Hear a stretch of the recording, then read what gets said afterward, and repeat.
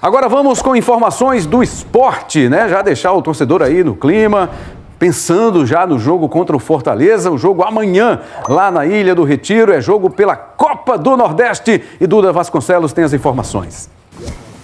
E aí, Rembrandt, boa tarde para você e para todo mundo que está ligado no Jogo Aberto Pernambuco. Após perder para o Santa Cruz no último sábado, no Clássico das Multidões, partida aí que ficou marcada por cenas de violências em vários bairros do Recife, cenas lamentáveis, o Sport agora se prepara para enfrentar o Fortaleza. Dessa vez, o duelo será pela Copa do Nordeste. A partida que vai acontecer amanhã na Ilha do Retiro, às 9h30 da noite. O Sport que já finaliza a preparação hoje, nesta segunda-feira. Mas a partida não terá o público. O governo do estado de Pernambuco definiu a proibição de torcedores nos próximos 5 jogos de Sport e também do Santa Cruz. Com isso, o Sport divulgou nota oficial nas redes sociais ontem, neste domingo, suspendendo a venda de ingressos para este duelo. Então, a partida não terá o apoio do torcedor rubro-negro. E para esse jogo, o técnico Pepa deve ir com força máxima, até porque é um duelo duríssimo contra o Leão do Pici, duelo de leões aí, 2 times nordestinos que estão na Série A do Campeonato Brasileiro aí juntos e vão se enfrentar amanhã pela Copa do Nordeste. Então, qualquer novidade a gente atualiza aqui no Jogo Aberto Pernambuco. Rembrandt, volto contigo no estúdio. Bom, vamos lá, ao vivo com o Gabi Mendes, direto para o Centro de Treinamento do Esporte, né? O Leão, que amanhã já tem jogo, né? Já tem um jogo muito importante, um jogo duro, pesado contra o Fortaleza, Gabi. Tem as informações para a gente. O Esporte, né? Correndo atrás também, através do presidente, por meio do presidente Yuri Romão, tentando ainda derrubar essa decisão do governo, revisar essa decisão para que o público possa assistir ao jogo amanhã contra o Fortaleza. Como é que estão as coisas? O que é que você já apurou aí? Hoje tem treino, finalização aí, a preparação final do Esporte para o jogo de amanhã. Traga para a gente as informações atualizadas do Leão da Ilha do Retiro. Muito boa tarde, bem-vinda, Gabi.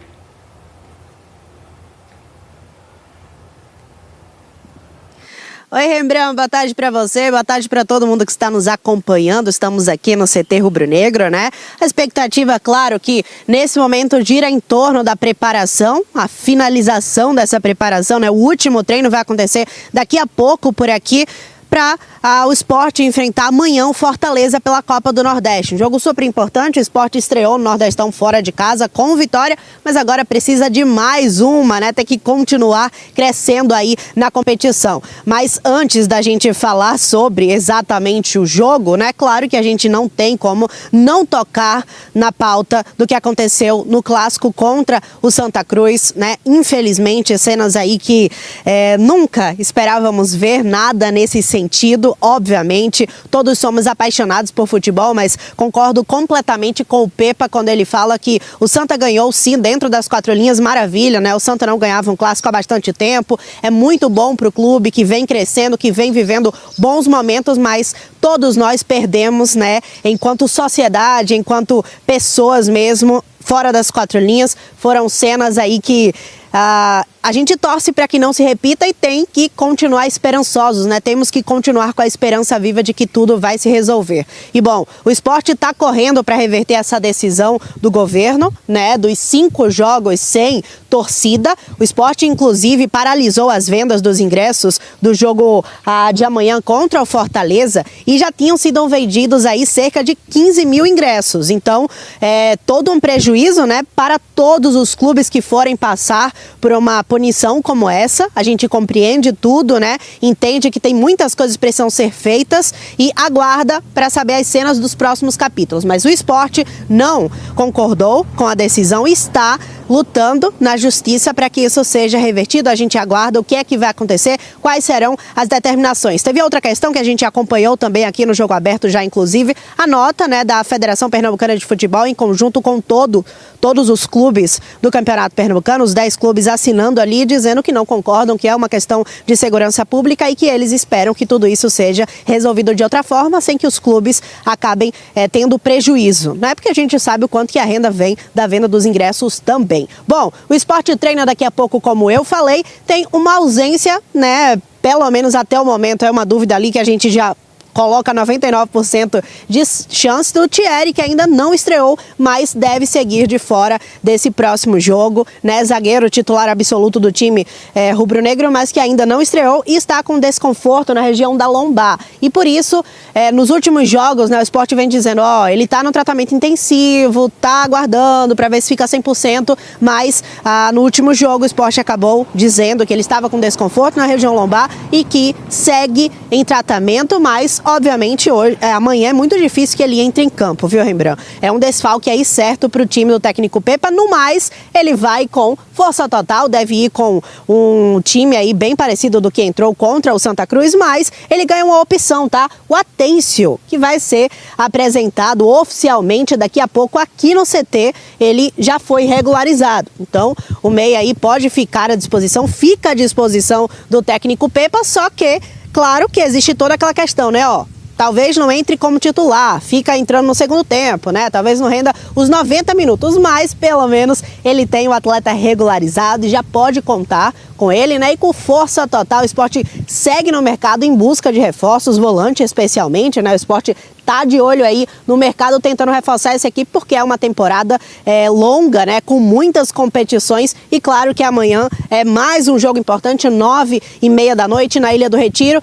Aguardando essa decisão para ver se os torcedores vão ou não acompanhar de perto, mas de uma forma ou de outra a gente vai estar aqui para trazer todos esses detalhes, né, Rembrandt?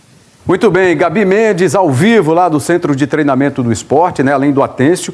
O próprio Carlos Alberto, né, que ficou como opção no clássico contra o Santa no último sábado, mas não foi utilizado pelo técnico Pepa. Então ele tem alguns elementos ali que ele pode trazer alterações e fazer um time aí mais forte, é o que o torcedor do Sport espera para esse confronto contra o Fortaleza. Muito obrigado, Gabi Mendes, obrigado pelas informações. Amanhã você volta com muito mais aqui no Jogo Aberto Pernambuco. Valeu, Gabi!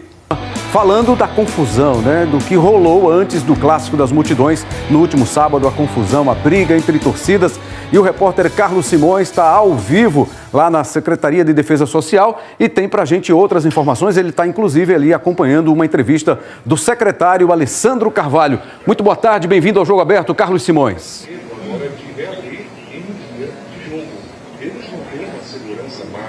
Boa tarde para você e para quem acompanha a programação da TV Tribuna. Neste momento, o secretário Alessandro Carvalho está concedendo entrevista coletiva e a gente vai acompanhar o que ele está falando. A questão também que nos levou à suspensão por 5 jogos. Eu tive contato com um gerente de restaurante no domingo e ele me disse que o faturamento dele no sábado à noite foi de 25% do que ele esperava, que é o normal.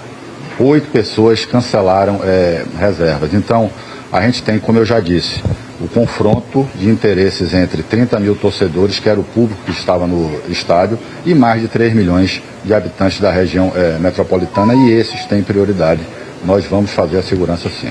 Secretário, o torcedor está acompanhando agora a nossa programação, o Jogo Aberto está no ar, inclusive, e aí eu queria que o senhor explicasse essa medida nos próximos 5 jogos, né, do Santa, do Sport, não ter torcida, e aí por que essa medida, em que de fato isso vai mudar na segurança desses jogos? Com 2 razões. Primeiro, evitar que hajam novos confrontos, porque o sentimento de vingança entre torcidas organizadas são muito fortes. Novos jogos, deslocamento para o estádio, a possibilidade de ter outros confrontos seriam grandes. Mas esse não é o principal. O principal é, os clubes precisam tomar medidas que auxiliem na segurança nos jogos de futebol. Eles são os patrocinadores, eles organizam o evento. Então, o que a gente precisa ter é compra de ingresso por bilheteria digital, com identificação de forma pessoal e intransferível, com biometria. A pessoa compra o ingresso, tira a sua foto, e aí a gente tem certeza também com outra providência que os clubes têm que tomar. Instalar catracas com reconhecimento facial nos estádios para só entrar quem comprou o ingresso e não permitir que entre pessoas que estão impedidas de entrar em estádio por decisão judicial. É mandado de prisão em aberto. Então, esse tempo de 5 jogos é suficiente para que essas e outras medidas sejam negociadas com os clubes. Repito, o ideal é que a gente tivesse um campeonato de futebol sem violência. Não é o que aconteceu. E a prioridade no momento é a segurança da população de Pernambuco. O senhor falou dessa segurança no estádio, né, e também nesse percurso até o estádio. Agora, secretário, infelizmente essa violência não aconteceu, né, no estádio, aconteceu justamente na rua. Quer dizer, melhor se ela não tivesse acontecido em lugar algum, mas ela aconteceu na rua, afastado do estádio, um local que não tinha nenhuma relação com o estádio.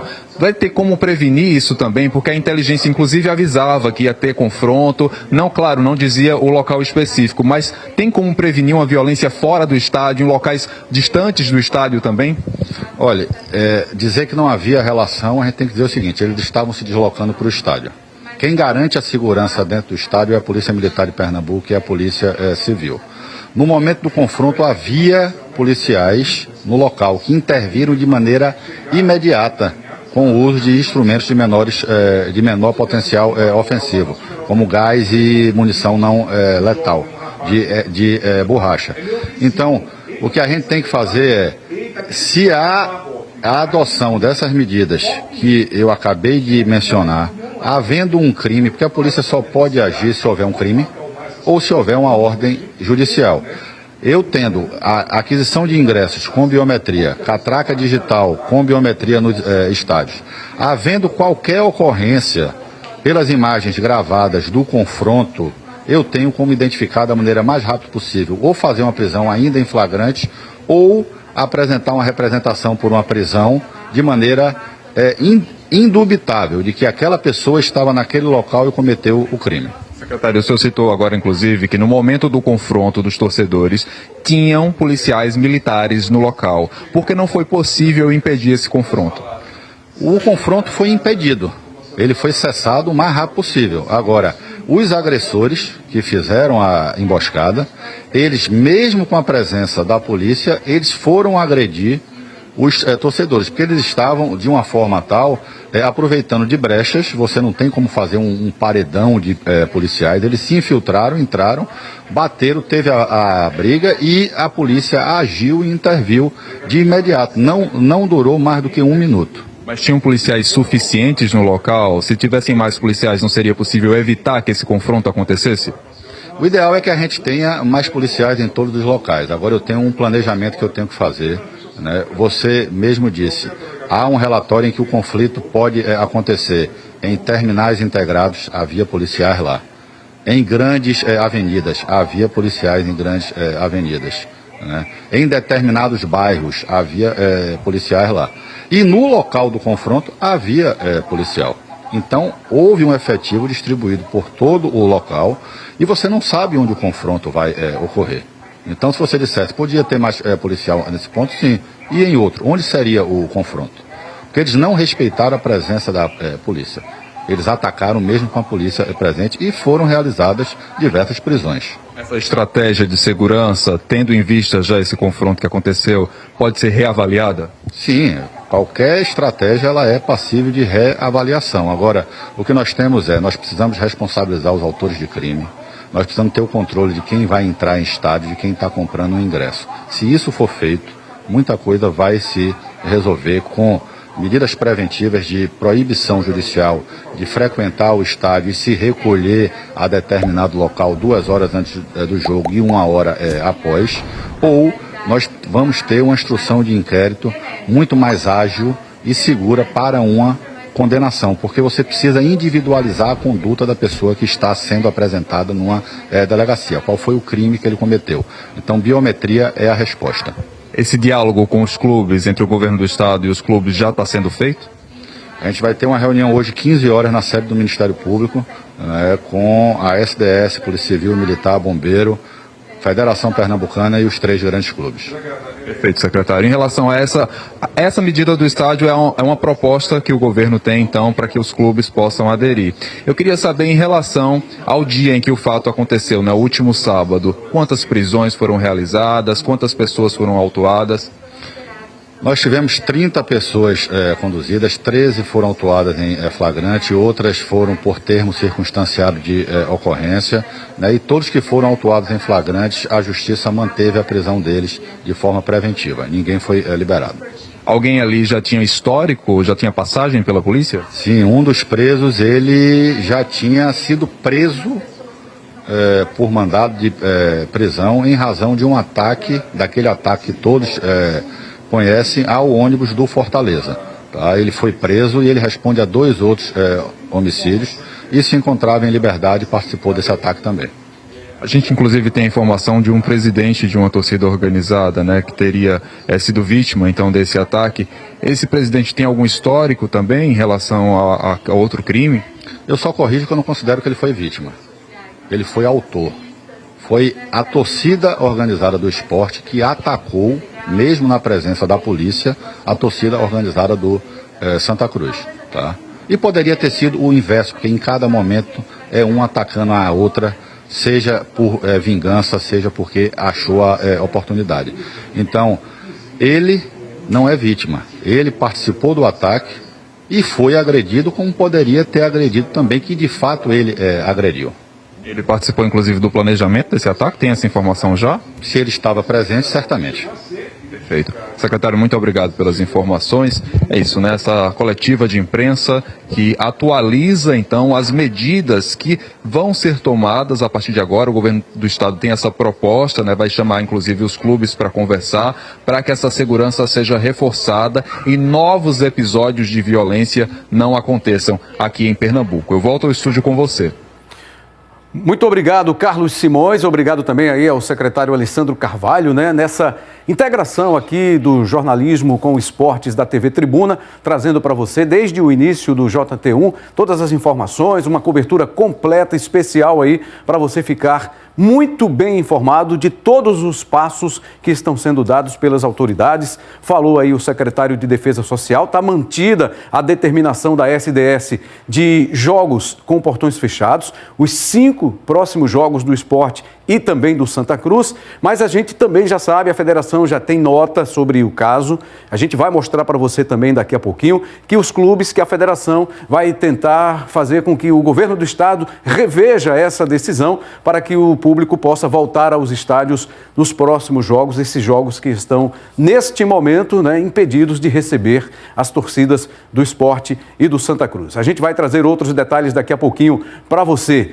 Ufa, que começo de semana, né, gente? Depois do que aconteceu aí no último sábado, é triste, é lamentável. Eu já tenho alguns anos acompanhando o futebol, né, os esportes em Pernambuco, o futebol de maneira muito especial, e a gente fica muito triste, envergonhado com tudo isso que tem acontecido. É uma coisa que não dá para entender. Racionalmente, a gente não consegue compreender as razões que levam essas pessoas a se confrontarem, a chegarem a esse extremo. Eles até matam, estão ali para tudo. Eles não têm essa de, eu vou lá só para trocar, fazer uma brincadeira. Não, não tem brincadeira nenhuma nesse negócio. E, infelizmente, tem muita gente que não está envolvida com a situação, que nem gosta de futebol, que nem está indo para o estádio, que acaba passando também, correndo risco nas ruas do Recife e da região metropolitana. É lamentável. No primeiro bloco, tivemos ao vivo com o repórter Carlos Simões, direto da SDS, lá da Secretaria de Defesa Social, conversando com o secretário Alessandro Carvalho, que disse que está mantida a punição, né, a determinação do governo, 5 jogos sem público para Esporte e Santa Cruz, já valendo a partir de amanhã nesse jogo do Esporte contra o Fortaleza pela Copa do Nordeste. E olha só, a Federação Pernambucana de Futebol publicou há pouco uma nota discordando dessa proibição, dessa determinação do governo, e uma nota que está assinada pelos 10 clubes. Está aqui a nota oficial da Federação Pernambucana de Futebol, que foi publicada agora há pouco, em nome da unanimidade dos clubes de Pernambuco, manifesta discordância em relação à decisão do governo do estado de proibir a presença de torcedores nos próximos 5 jogos do Esporte e do Santa Cruz. E aí tem o corpo da nota e no final, diante disso, do que foi exposto aqui, ele faz uma associação aqui que os atos criminosos do último fim de semana foram amplamente registrados em imagens, permitindo a identificação dos envolvidos. Cabe, portanto, às autoridades competentes garantir que os responsáveis sejam punidos ao invés de impor sanções generalizadas que afetam o futebol pernambucano como um todo. E aí, diante disso, considerando que a governadora, é muito clara aqui a nota, foi induzida a erro, nota da federação, a federação e os clubes requerem que a decisão do governo do estado seja revista e que os criminosos que as medidas de segurança sejam voltadas ao enfrentamento direto aos criminosos, assegurando assim a presença dos verdadeiros torcedores nos estádios e a continuidade saudável do nosso futebol. Não é saudável hoje em dia, né? Infelizmente não é saudável porque corre-se esse risco pelas ruas do Recife. Infelizmente essa é a realidade. Mas hoje à tarde, o secretário Alessandro Carvalho, até no depoimento na conversa com o nosso repórter, o Carlos Simões, disse que vai haver uma reunião no Ministério Público. Os clubes Sport, Náutico e Santa Cruz vão participar dessa reunião, o presidente da Federação Pernambucana de Futebol e, claro, as autoridades do governo, nesse caso o secretário de Defesa Social, Alessandro Carvalho. Eles vão conversar sobre essa decisão e o que vai ser feito a partir de agora para os clubes, como disse o secretário na entrevista, né?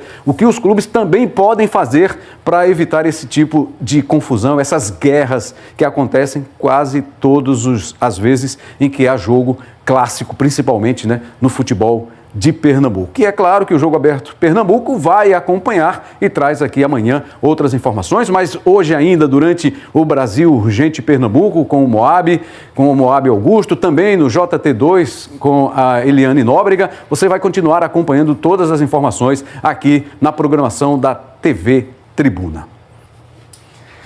E quem está chegando aqui pelo corredor, Mário Júnior. Hoje vai ser mais rapidinho, né? O programa teve muito assunto quente aí, dessas confusões, infelizmente, né, Zé? Bem-vindo, meu amigo, tudo bem? Graças a Deus, tudo ótimo. Bom, a bola rolou, né? O jogo aconteceu no Arruda e com vitória do Santa por 1-0, Zé. É, um time que marcou mais, Rembrandt. O time do Santa Cruz é um time de uma marcação muito forte. E ele conseguiu, né, com essa forte marcação, inibir time do Sport em algumas situações. Tá certo que chutaram bola na trave, né, no travessão, aliás, e na trave também a bola pegou, mas a disposição do Santa Cruz foi maior do que se pensava que iria acontecer. E aí o Santa agora ganha um ânimo novo, né? O Sport tem que se recuperar agora porque já tem Copa do Nordeste, então não vai ser fácil, né? Em 2, 3 dias já tem que virar a chavinha porque tem outra competição e um adversário pesadíssimo também, né, nessa terça. Não tenha dúvida, o Sport já pega o Fortaleza fortíssimo como sempre, não é, investindo dentro da Copa do Nordeste, e é claro que agora a gente também fica imaginando, né, como será esse jogo entre Fortaleza e Sport, que a gente sabe que é cheio, não é, de rivalidade, Rembrandt. É isso, Zé, foi rapidinho hoje, mas é muito bom sempre ter a sua presença aqui. Rapidinho é sempre bom. Fica aqui com a gente, só pra gente mostrar aqui a classificação aí que a galera acompanhando. Santa e Maguari, os 2 primeiros colocados, Náutico, Sport, Retrô e Central. Essa é a zona de classificação. Vamos trazer agora a enquete, o resultado da nossa enquete. E aí, por tudo que você acompanhou no programa de hoje, né? Essa punição do governo do estado, a imposição de 5 jogos de portões fechados para Sport e Santa. Você concorda com a punição? 24% sim. 76% a maioria não concorda com essa punição imposta pelo governo ao Santa Cruz e ao Sport. Como falamos há pouco, né, medida de segurança aí, de garantia para o Sport, vai tentar na justiça ter o torcedor amanhã na Ilha do Retiro. O Mário Júnior. A Thaís Cinta está chamando, mas antes eu tenho um negócio para dizer para Zé do Carmo. Diga aí. Ok, Zé. Ok, Zé, não entendi nada. Ele sabe o que é isso? Não. Sai daí. Ah, ok, Zé, então é isso, né? Tudo bem. Que bom. 1-0, mas tá aqui com a gente. Bom, na sequência, Thaís Sintra. Vem você, uma ótima tarde, que você tenha uma semana de paz e de tranquilidade, né? E tomara que essa tranquilidade também venha para o futebol. Forte abraço, hein? Até amanhã. Valeu, Zé. Beleza, vamos embora. O Mário Júnior quer pagar o almoço da gente.